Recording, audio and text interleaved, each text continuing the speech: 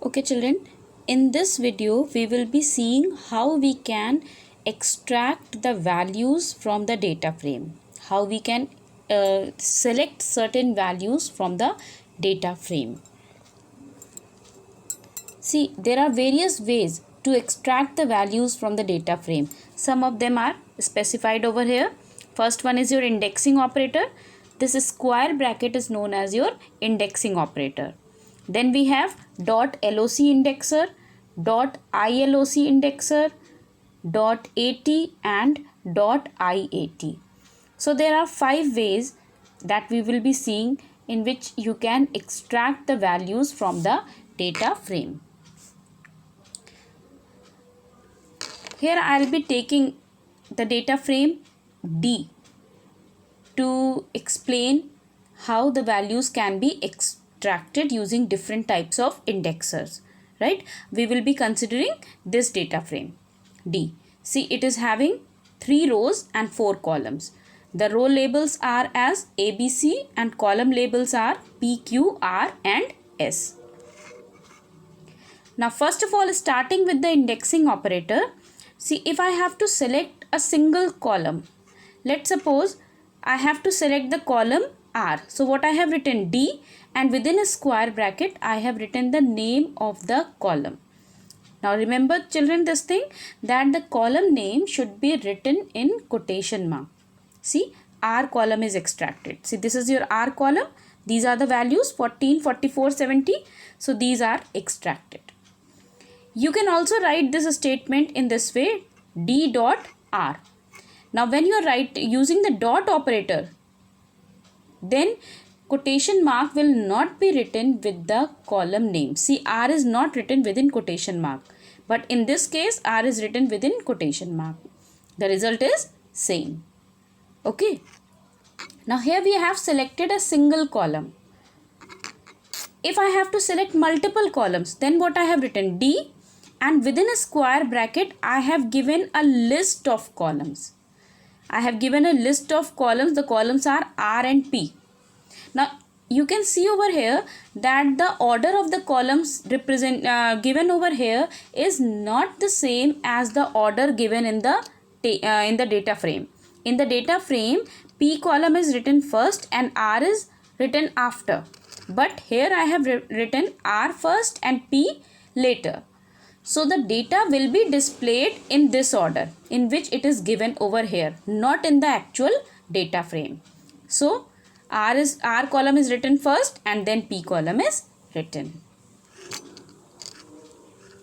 Now if I have to select not a particular column, but I have to select certain values. So what I am going to do, I will be writing D dot, then the column name.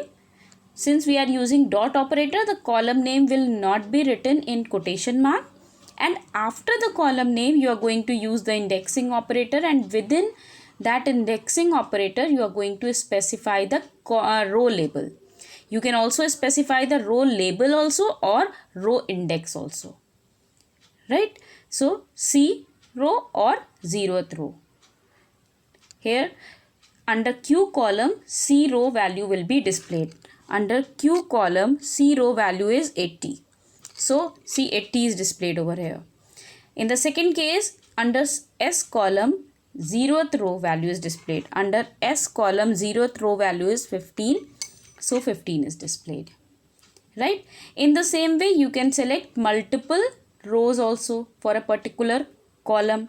So, for column P, I have selected 2 rows, A and B. So, for column P, A and B, 12 and 22 will be the answer.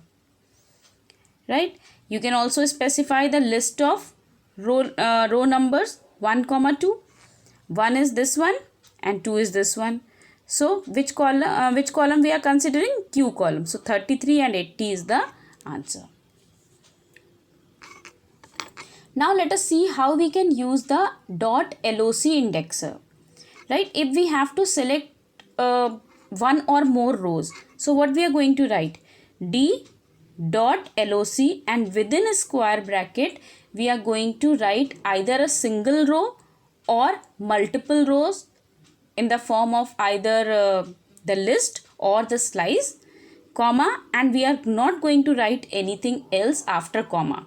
That means we are going to select all the columns, right? So I have written over here D dot LOC, and within a square bracket I have written C. That means I want to select the values of C row and all the columns. C row is this one, and these are the values 90, 80, 70 and 60. See, these values are displayed, right?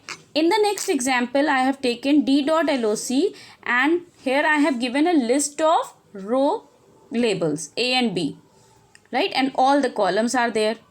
So A and B rows, complete A and B rows are displayed. See.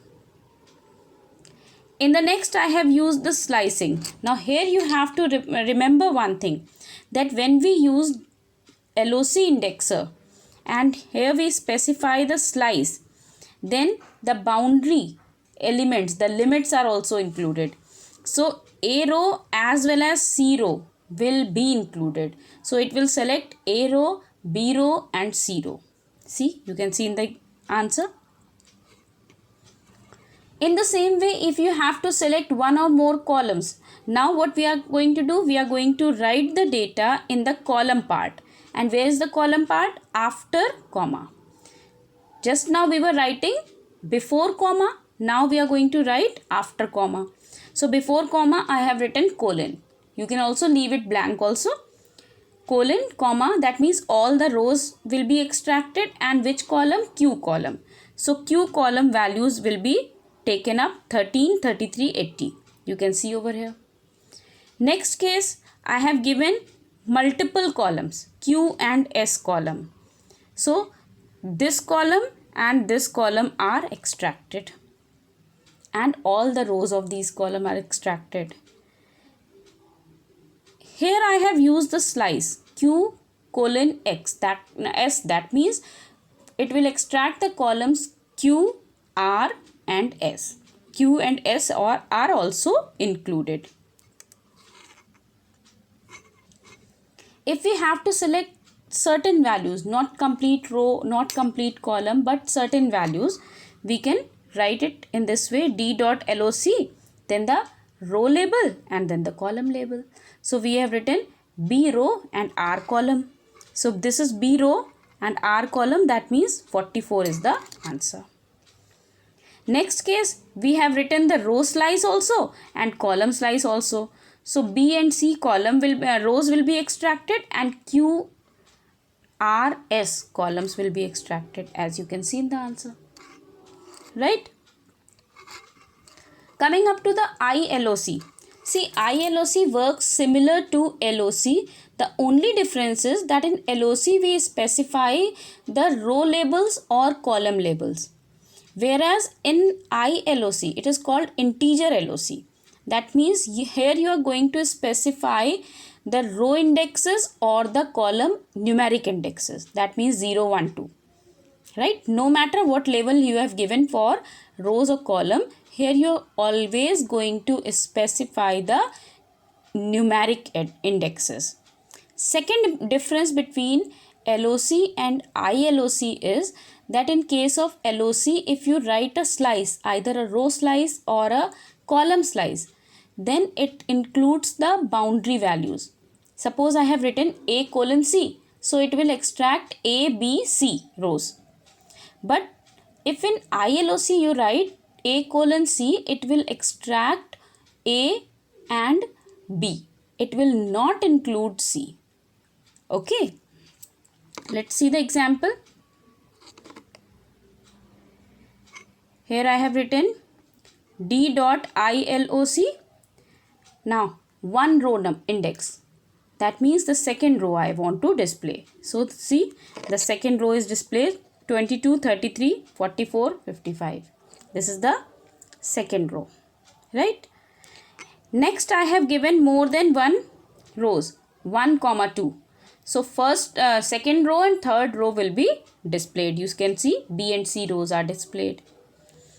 Now in the last one I have specified the row slice 1 colon 2, right? So it will extract only the one row index. It will not include 2 row index as in case of LOC. Okay. Now in the same way, if I have to extract the columns, then what I am going to do? In the column area, I am going to write the column index. So I have written over here 2. That means I want to extract the third column. And third column is this one. Right? Again, I have given multiple columns over here, 1 colon 3. That means column number with index number 1 and a column with index number 3 will be extracted. This column 1 and this column is 3 column. So these 2 columns are extracted. When I have given the slice 1 colon 3, that means it is going to extract column with index 1 and 2. It will not include 3. Column with index 1 is this one, 2 is this one. So Q and R are only included, but 3 index, that is this one, is not included. Okay. Next, if you have to select certain values, not the complete row, not the complete column, you will specify both the row number as well as column number. So I have written D.ILOC, row slice I have given and column slice. So 1 colon 2, that means row 1 will be extracted, and 1 colon 3, that means column 1 and 2 will be extracted. So these are the values. You can see in the example over here. This is the value. Coming up to AT and IAT. See, AT is similar to LOC, indexer, in the sense that here also you specify the labels, row labels as well as column labels.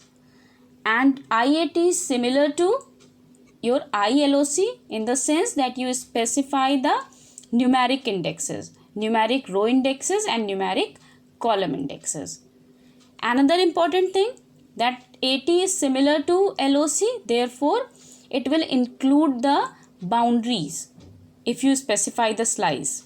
But in case of IAT, since it is similar to ILOC, it is not going to include the upper limit.